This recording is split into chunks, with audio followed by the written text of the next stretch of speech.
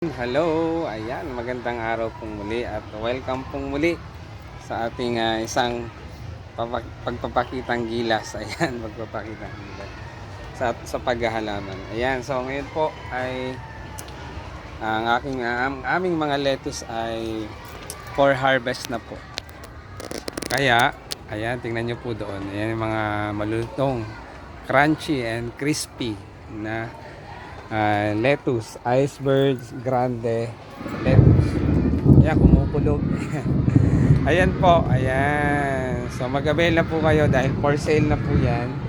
3 cups for 100 pesos. Only here at Post Elementary School, Gulayan sa Paaralan. Mag-avail na po kayo. Napakalalaki ng dahon at ang lulutong. Ayan.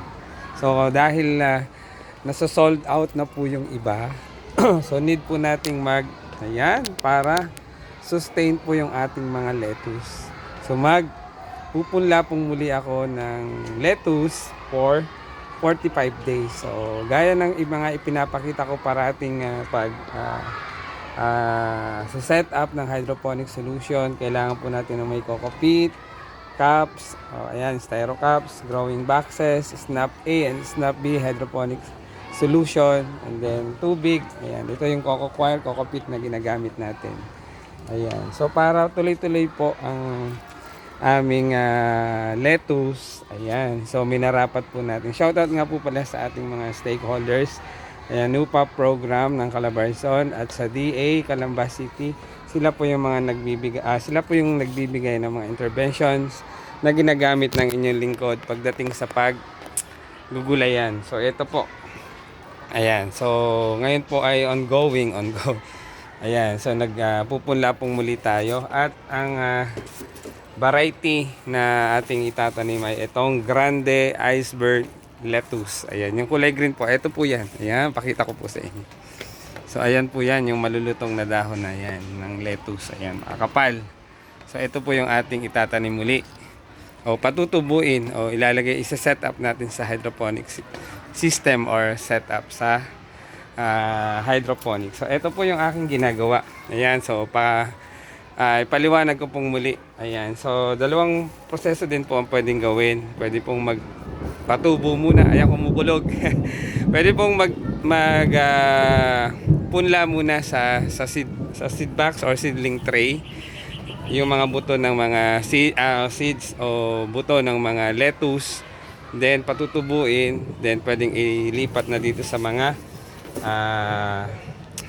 styro cups na ganito. Pero ang ginagawa ko po para ayan mas mabilis, mas madali at hindi po gaano na-stress yung ating mga lettuce o mga seedlings. Ang ginagawa ko po is 45 days. So pagkalagay ko mamaya po ng buto na to, count na po tayo ng 1 day. Ayan, so yung susunod na lang po ay 44 days na. Ayan, so after 45 days, ayan, tulad po nito, ayan, so ito po ay nasa 42 days na. Ayan, talagang pwede na po talaga siyang i-harvest. Ayan, after po na ma-reach na po yung 45 days, ayan po, for harvest na po yung ating gagawin.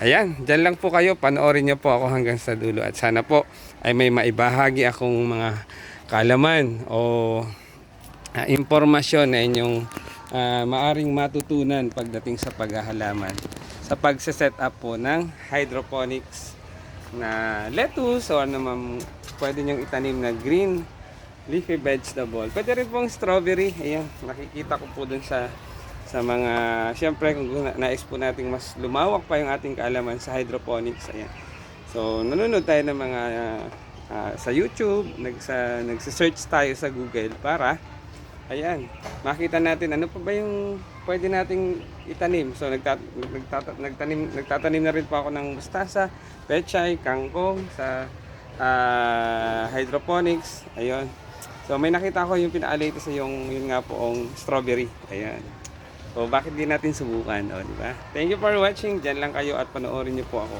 hanggang sa dulo. Ayan, so tapusin ko lang po ito. Shout out Kuya Lutz. Shout out. Ayan. Ano yung hinahakot mo? Dito na yung stock, buhangin. Buhangin. Sige, itago mo dyan sa likod. Ayan, ito po, hindi po masyadong puno yung ating coco coir o coco pit doon sa styro cups. Para po sustain and maintain yung ating mga tanim. Yung tinatawag nating sustainability. Tuloy-tuloy lang po.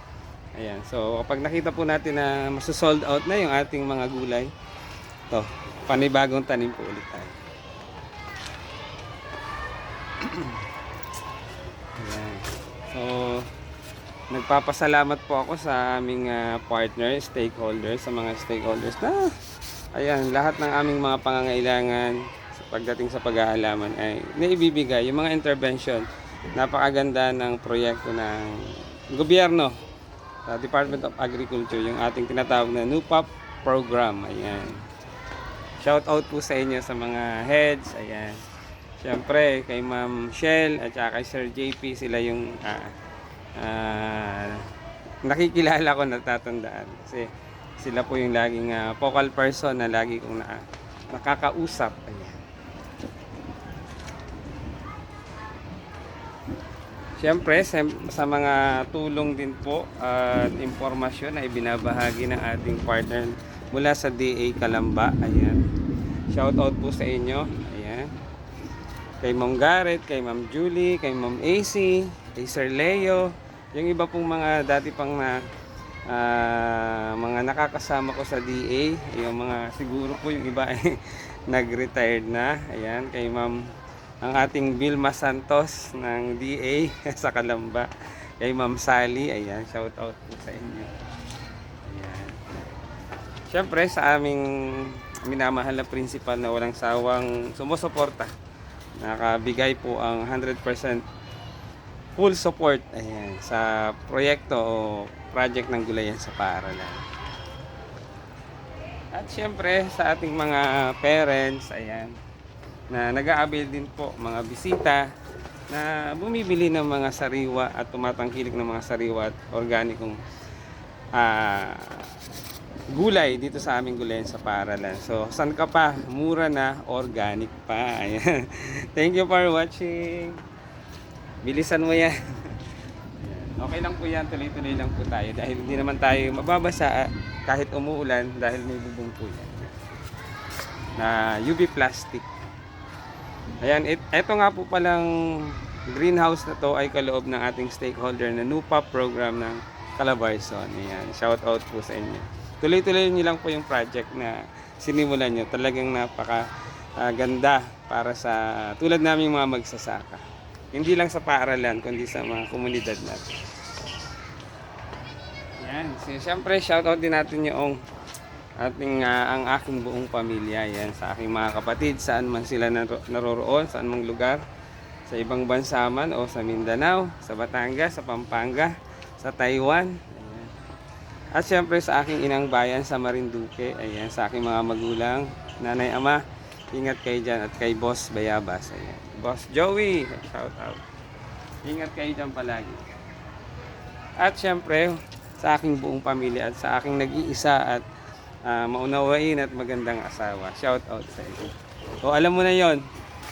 Hindi ko na kailangan sabihin. Ayan. Mamaya ko sasabihin. Ayan. Thank you for watching. Ayan. Sana po ay nag-enjoy kayo sa panonood ng aking reels and videos. Ayan. Panoorin nyo po hanggang sa dulo para kayo ay merong matutunan. At i-share nyo na rin po para mapanood rin po ng iba, lalo tigit yung interesado pagdating sa pag-hydroponics or sa pagtatanim, sa paghahalaman. Ayan. Either po siya ay sa garden, sa plot, or sa mga paso, or hydroponics, i-share nyo na rin po para mapanood nyo. Ayan, so ang gagawin ko po nito, syempre, ayan. So ang ginagawa ko po, binabasa ko po muna, pakita ko lang. So gawin ko na po muna yung iba para tuloy-tuloy tayo, humahaba ang video ng inyong record. So ang gagawin ko po, ayan. Ayan, so babasahin ko po muna yan ng merong solution na Snap A and Snap B para ma-absorb ng coco peat or coco coir yung moisture. Ayan, o sabi nga ni ama ay mamasa-masa daw. Ayan, so ang gagawin ko po niyan, babasahin ko po muna lahat yan.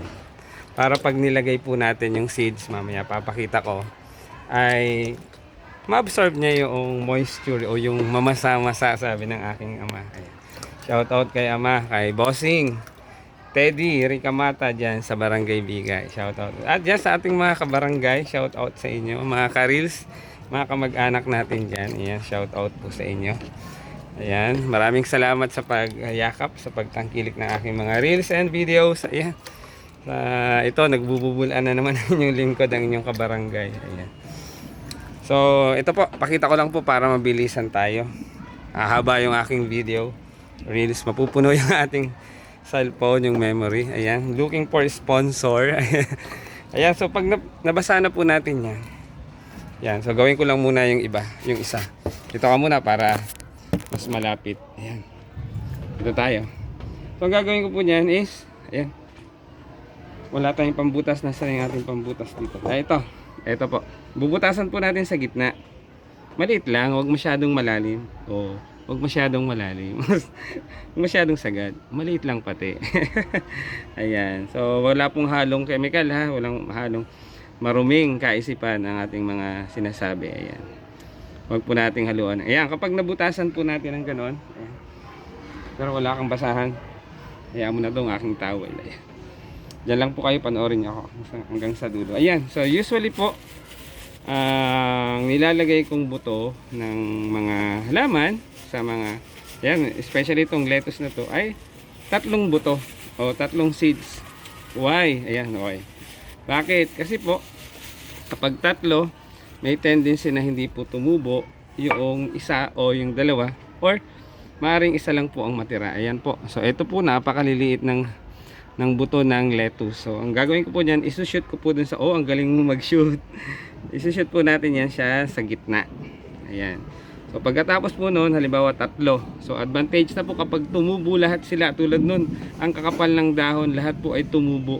So sa isang cups po noon, ang benta ko po niyan, ang benta po namin sa Gulayan sa Paaralan is 3 cups for 100. Paano kung lahat ay 3 yung nasa cups? Napakakapal na ng iyong lettuce. O yan, more than siguro mga 1 kilo na yun kapag talagang 3 yung tumubo. O, diba? Saan ka pa?